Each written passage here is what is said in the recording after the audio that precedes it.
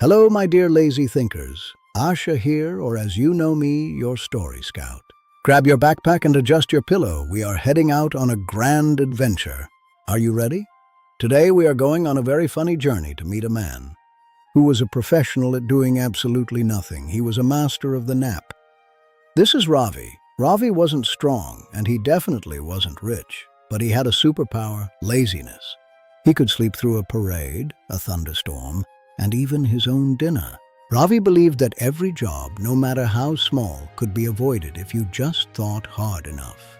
Why move a finger when a thought can do it, he'd say. He spent all day thinking about how not to work. Part 1. The well incident. It all started on a very, very hot Monday morning. The sun was like a giant golden fried egg in the sky, cooking the village path. "Ravi!" his mother shouted. "Go bring 2 buckets of water from the well. We are out!"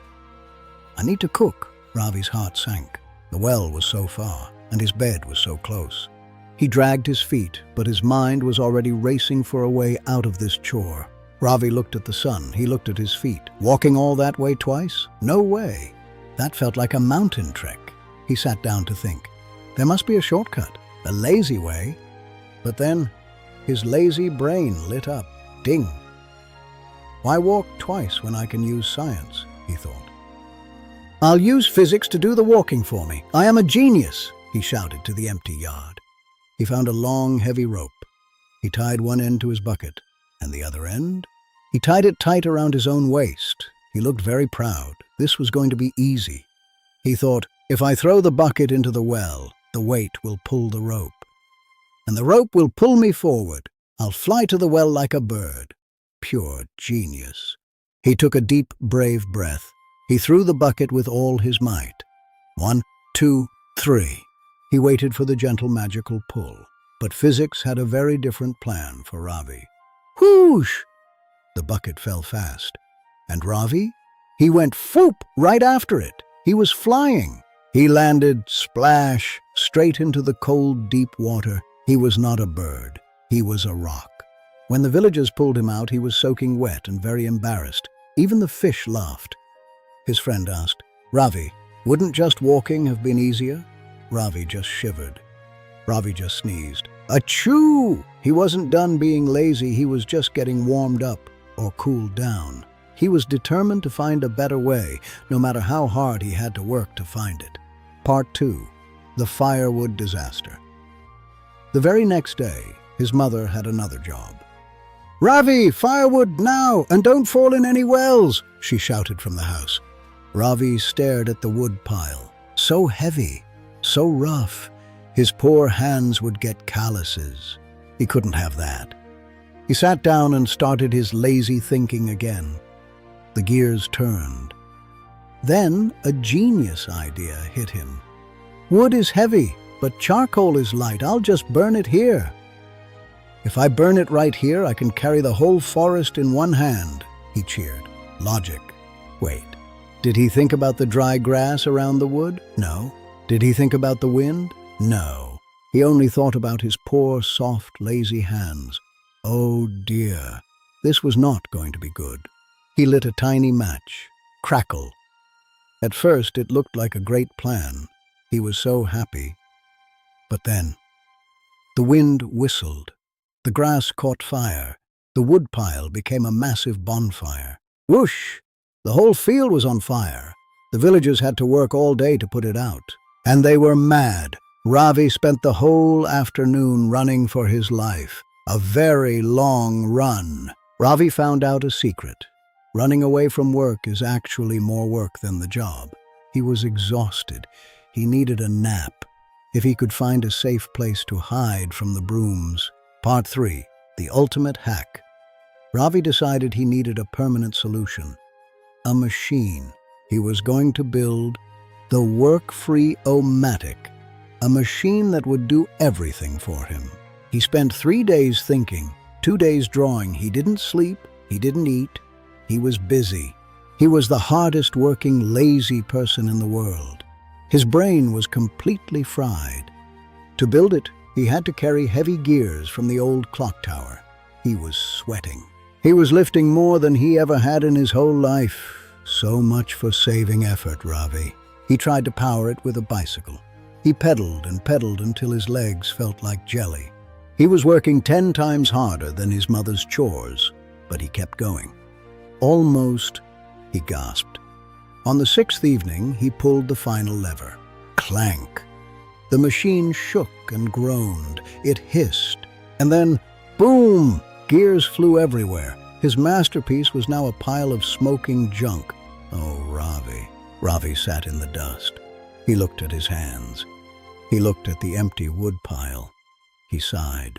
If I had just carried the wood 6 days ago, I would have been napping for 5 days straight. Part 4. The cooking disaster. You'd think he'd learn, right? But Ravi was hungry.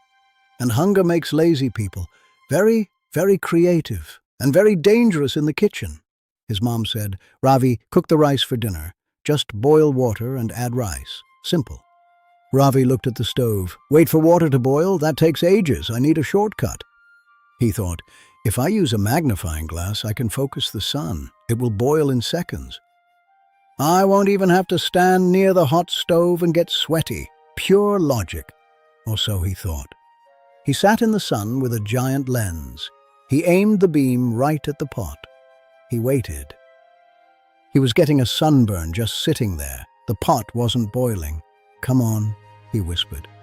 The sun was hot. Ravi was getting sleepy. The beam was very, very focused. It was working, but it wasn't heating the water. It was heating the metal. The pot started to glow like a star. Suddenly, ting! The magnifying glass burned a perfect hole right through the bottom of the pot. All the water poured out. Sizzle. The rice stayed rock hard raw. No dinner for Ravi tonight. That night, Ravi had to eat raw, crunchy rice for dinner. Crunch, crunch! It tasted terrible. Laziness, it turns out, tastes like disappointment and sore teeth. Poor hungry Ravi. My, oh my. Part 5. The laundry loophole. Believe it or not, Ravi still had one more trick left. It was laundry day. His mom handed him a basket of dirty clothes. He looked at the soap. "Ravi, wash these clothes in the basin," his mom said. Ravi looked at the washboard. "Scrubbing? By hand? That's for people with energy. I'll let nature do the work," he said with a grin. He took another rope. He tied all his shirts and pants into a long, messy chain. It was huge.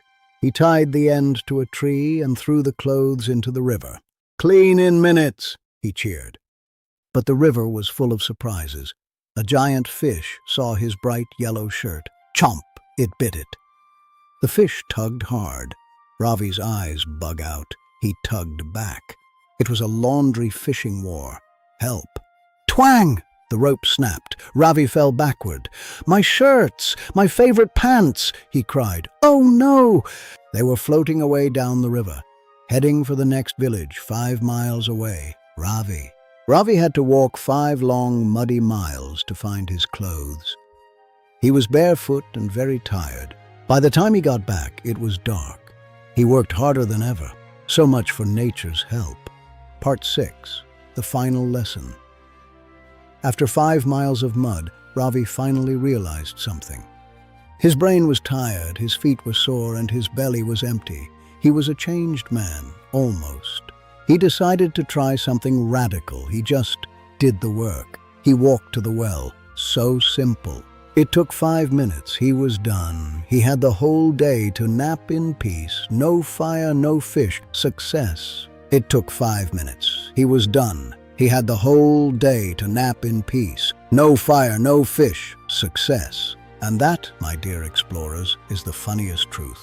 Working hard for a few minutes is easy. It's much easier than working lazily for a whole week. The simple way is the best way, always. Have you ever tried to skip a chore and ended up making it way harder? Tell me your story. I really want to hear it. I'll wait right here for you to tell me all about it. Don't be shy.